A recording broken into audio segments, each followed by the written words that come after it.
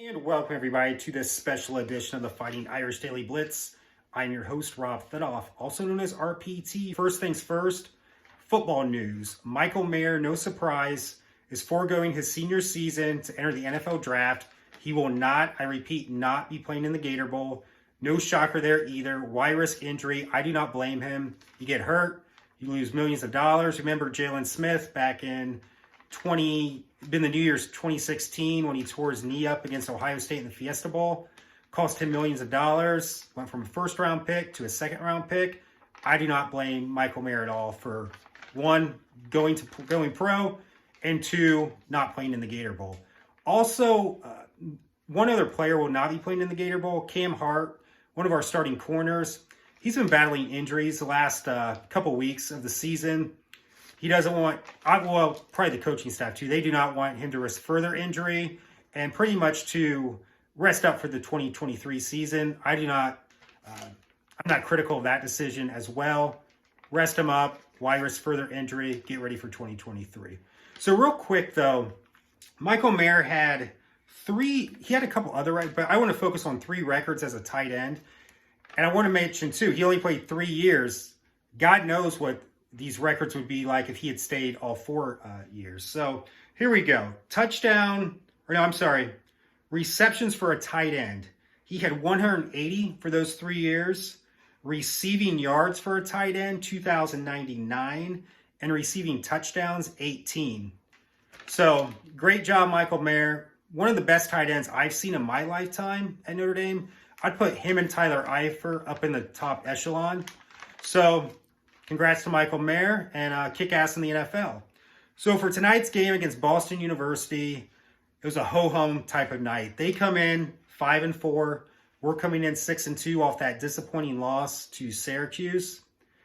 And we were up, we were only by 7 in the first half. Boston University actually goes up by 2 in the second. Then we go on a 16-2 run. We're up probably around 12 points with about 5 minutes left. We can't pull away, and then Nate Laszewski gets hit in the face. He goes into the locker room. They said it was a nose injury. He comes back, sits on the bench, but never comes back in. And Boston University, I knew I was going to do that. They end up making it interesting at the end. And I know I keep hearing this is Mike Bray's most experienced team. He had 4 out of the 5 starters are graduate students. And they have the talented freshman, J.J. Starling, as the point guard. But having said that, just because you're so experienced in something doesn't mean you're great at something. These are solid basketball players, don't get me wrong. They're great kids, smart kids. They've been there it's not like they redshirted 1 year. They played during that COVID year. And then the year after that, when the season was kind of shortened up in 2021. So they played 5. Now they're going on their 5th season of actual playing. And I just don't, I hope I'm wrong, but I don't see them making a deep run in the NCAA tourney.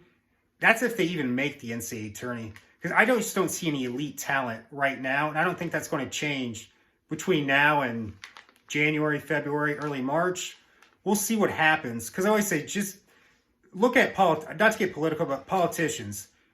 They've been in the political sector forever, but are they that good at it? They just know the process very well.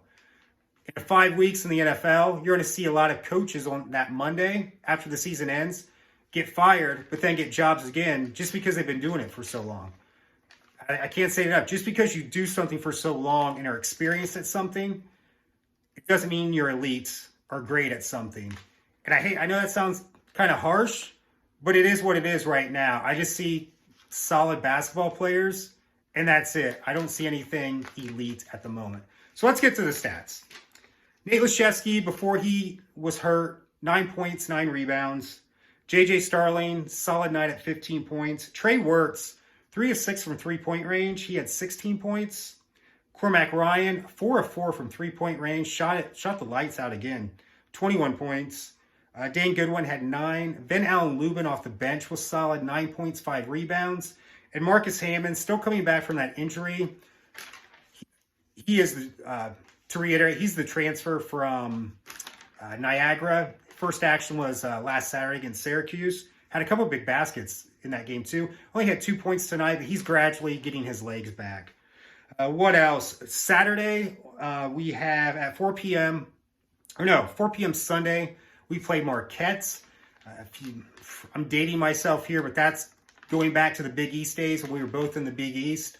That was a great rivalry. It was actually a pretty good rivalry in the 7th, even before my time, in the 70s when Al McGuire was Marquette's coach. That's always been a pretty decent basketball rivalry, Marquette and Notre Dame. They come in, as of right now, they're 7-3, so that should be a quality matchup for Notre Dame. Hopefully we get a win to go, because right now we're 7-2. It'd be great to go to 8-2 over a decent Marquette team, at least on paper. What else? Tomorrow night, the women were supposed to play at Lafayette, and all they said is due to, how'd they say this? Yeah, due to health reasons, the game has been postponed. They're going to try to make it up. I don't know if it's Notre Dame players that are sick or Lafayette. I think it's Lafayette. So I don't know if there's a COVID. The flu's been really bad lately too. A lot of, to put it bluntly, a lot of shit's going on right now with sicknesses. So hopefully they get that game made up. But if they do play it, I see a big win for the women's team. What else? I think that's about it. But I just want to say, I can't say this enough, and I don't want to keep repeating myself here, but just because we're experienced doing something on the court right now with these 4 seniors, and more or less graduate seniors, it doesn't translate into big-time wins. We may have a solid season, but going deep into the tournament, I just don't see that now from what I'm seeing for the first, we got 9 games. I hope I'm wrong, but we'll see. But in any event, thank you for joining. You can follow me on Twitter at PFitoff. P as in Paul, T as in Tom, H-I-T as in Tom, O-F-F, Frank, for all Notre Dame athletic updates. You have already seen the Michael Mayer news. Had you been following me on Twitter, got tongue-tied there. But in any event, go Irish.